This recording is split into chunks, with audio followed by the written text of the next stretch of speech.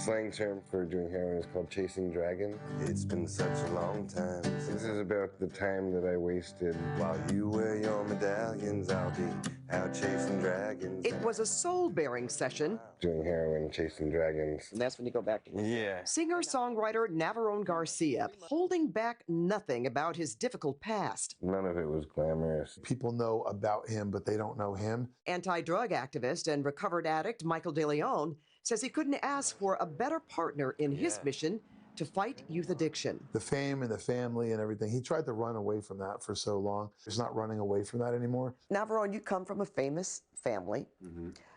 Are there some unique challenges that go along with just that alone? Yeah, I mean, growing up, I think I never really knew why people were befriending me or what their motives were. Navarone's mom is Priscilla Pressley.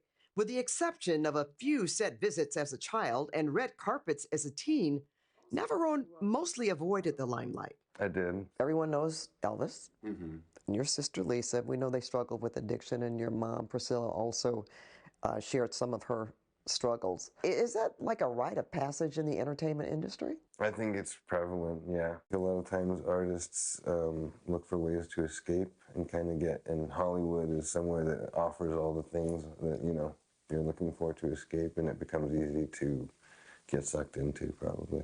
It is offered, right? Someone usually offers it. And some people are more vulnerable to the offers than others. Trauma is the first gateway drug. Navarone has always been close with his mother. She was there for me. But he hasn't spoken with his dad, Marco Garibaldi, since 2017. Navarone is 37. I thought I was Italian until I was 30. Garibaldi was Priscilla's partner for 22 years when the two met in the mid-'80s. Oh, he said he was an Italian director to my mother, and that was how he kind of got close to her. And he had everyone convinced. Spoke Italian, had an Italian accent. But he wasn't? No, he was from Brazil. Everything he said was kind of a lie. A history of deception by trusted loved ones isn't uncommon in addiction. But even more than any betrayal, Navarone blames the drugs themselves. For more than 10 years, he was able to use recreationally, even with heroin. I had, you know, dabbled here and there. But his drug use became all-consuming by 2015. Friends and family were worried. I went to rehab for 3 months, and as soon as I got out, I went right back to it. I wasn't ready to go to rehab. I know you thought many times, I could have died.